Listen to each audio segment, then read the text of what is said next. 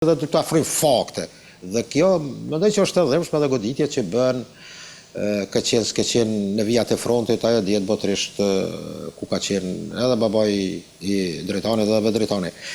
Por partitë e vogla, mos dal nga tema, mendoj që janë të spostuara që të fitojnë ndoshta mbështetës, por më duket që protestuesit janë bukur stoik që të mos ketë implikim të partive politike. Brada sa munat, ata nuk kanë instrument që të ruajnë protestën se kush hin edhe kush del, qoftë të infiltruar me qëllime jo të mira, qoftë edhe nga lider. Më qenë se disa nga liderët muqi atje, pastaj me duket qori edhe një numër eksponentëve të partive, të cilat përfshirë me nga 1-2 deputet të parlament, tentojnë që zëri të shehu po ashtu, tentojnë që zëri tyre të jetë, mund të them, për efekte, qoftë të armës së tyre politike. Por mendoj që protestat duhet ta nxjerrë një organizatë politike, një parti politike,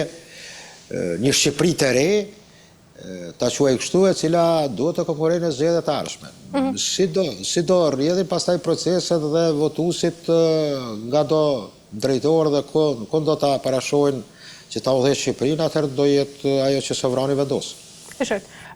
Zoti Blali Ndërkajsh, rolin e opozitës pra të Partisë Demokratike të Shqipërisë, si e keni parë në të gjithë përfshirjen në këtë protestë, ndoshta ka qenë edhe më pak e përfshirë edhe për shkak se protestuesit në fillim dolën me pankartat Rama-Burg dhe Berisha-Burg?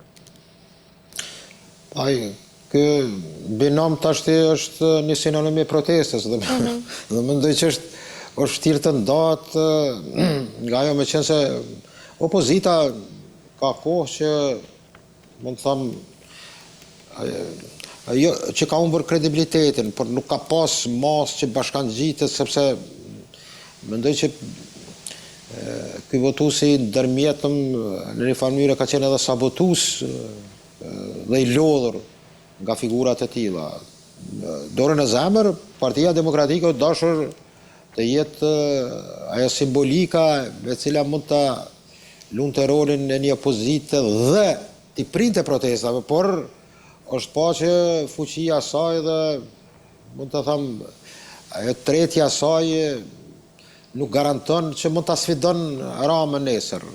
Kjo mendoj që në një farë mënyre, edhe pse parollat, mund të them thirrjet më mirë, janë një pakënaqësi që shprehen ndaj pushtetit, po jo larg edhe opozitë edhe PD-s, sepse mendoj që proceset e brendshme në Partinë Demokratike kanë qenë, mund të them, ndoshta në një farë mënyre kanë shprehur pakënaqësi edhe vetë në antarësinë, dhe mendoj të gjithë këto që nga dorëheqja Bashës dhe rikthimi i Bashës, pastaj problemet dhe polarizimet e brendshme në parti, rezultati dopt në zgjedhje, ka treguar që diçka nuk është në rregull me këtë forcë opozitare.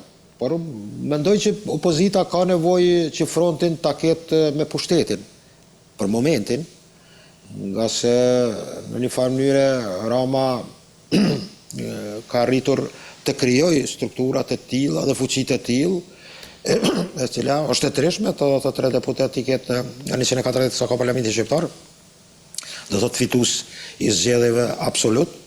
Dhe kjo jo absolut në shumicën, do thotë, e cila nuk është ndoshta e pritur, por problemi ka qenë që opozita ka qenë e fragmentuar. Dhe mendoj që roli i Partisë Demokratike dhe liderit të saj Sali Berisha duket që një plakje jo vetëm politike, por edhe biologjike, e cila në një farë mënyre ndikon në forcimin e Partisë Demokratike. Por rivalitetin brenda zgjedhjeve të ardhshme do jetë me një forcë të re. Nuk e di organizatorët ta planifikojnë, nuk jam në dieni për këtë që të dalin me një forcë politike, por unë besoj që do randi që gjithaj volum dhe gjithaj masë kërkon një përfaqësim. Qartë. Zoti Blali, mendoni se sot qeveria shqiptare është duke paguar të gjithë koston e skandaleve, akuzave për korrupsion, por edhe mungesën e besimit të publikut? Po kjo është e keqja, shef ata që janë të zhytur në aferat korruptive, dhe nuk janë afera të vogla, janë milion të tërë që kanë shkuar në xhepat e qeveritarëve. Bile është një fjali që në disa vende të vish në të adhësh resorin e një qeveritarë të jesh minister apo ministre, branda 2 muajsh mund të arrish të bësh milioner. Dhe kjo mendoj që kjo ngulfatje e tillë është hetuar, me duket Zvërneci nështë ka qenë sebepi, por masa është dhe qytetari në Shqipëri, mund të thëmë drejtën, para hunëve të tyre është betonizuar me pallate, rokaqej, ku ja kanë zënë edhe dritën e asaj banesës së shtëpia që ka pas. Dhe kjo nuk është rastishme që të gjithë ta oligark dhe kjo strukturë janë të lidhur me pushtetin. Dhe kjo mendoj që gjithë ky proces i brisht i hyrjes në lakmin dhe qëroditjen për të glabritur sa të mundesh dhe të hallet e qytetarëve nuk mund të reagojnë, do thotë Shqipëria bën 36 vite nga rrëzimi i diktaturës dhe ndryshimi i sistemit, dhe mendoj që kjo është një një shoqëri me cilën gjeneratat e tilla nuk pajtojnë, që të vidhen, të poshtrohen dhe të fyet inteligjenca tyre. Mendoj që këtu është ajo poenta ku kjo gjenerat dhe mendoj që nuk do ketë pushim apo zbeje të protestës deri në realizimin e qëllimeve të tyre, sepse është plotësisht e drejtë dhe nuk po hyjnë ato konspiracionet, sepse tek ne në Kosovë, si të përmendëm që këtu ka gisht Greqia dhe Serbia, njerëzit kanë aty dilemat pastaj se kush mund të jetë, po këto janë paranojat me cilat nuk them që shërbimet e ndryshme nuk janë të interesuar të përcjellin atë situatë. Mirë po është, mendoj që është protestë e pastër e qytetarisë, e rinisë dhe shtresat të cilat më nuk durojnë ta quaj zullumin e korrupsionit dhe të hajrisë, hajdutrisë që ka ndodhur në Shqipëri. Dhe kjo mendoj që është postulata e cila nuk mund të rikthen në pikën zero, por do jetë një zhvillim i cili mendoj do jetë për të mirën e Shqipërisë. Qartë. Mirë, zoti Blali, ndërkaq për ta mbyllur, nëse qeveria do të vazhdojë të sillet sikur kjo protestë nuk ekziston, po shuaj, mendon se rrezikon ta thellojë më shumë të gjithë ndekun me qytetarët? Do gabonte, po që se do priste që do lodhet apo do zvoglohet numri i protestuesve.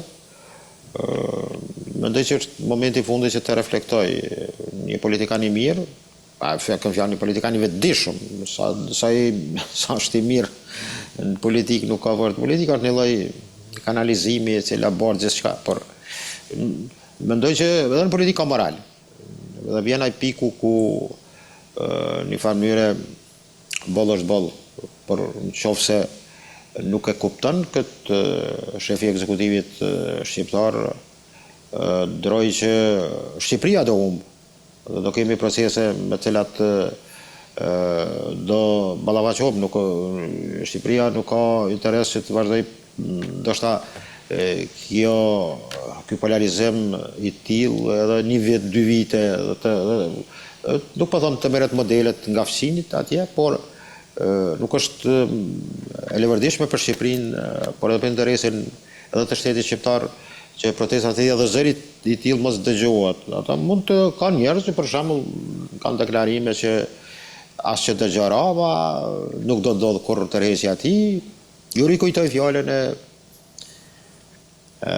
shefit të shërbimit të DDR-it në atë kohë kur ka thënë që Honecker dhe Gjermania Demokratike asaj kohë DDR-i nuk do ndryshoj dhe do bie kur të shelja të bë qershi. Por u po që brana 2 muajve ka ra. Edhe tash kjo formë e tillë që paraqitet nga ekzekutiva, shefi i ekzekutivit shqiptar, besoj që do jetë gabim. Qartë. Mirë, zoti Blali, ju falenderoj shumë për gjitha informacionet. Kemi arritur në fund. Ishte kënaqësi, zonja Zendeli. Faleminderit. Mirë, shikues nderuar, kemi arritur në fund të këtij emisioni dhe për ditën e sotme. Bashkë do të shihemi sërish nesër me tjera tema deri atëherë.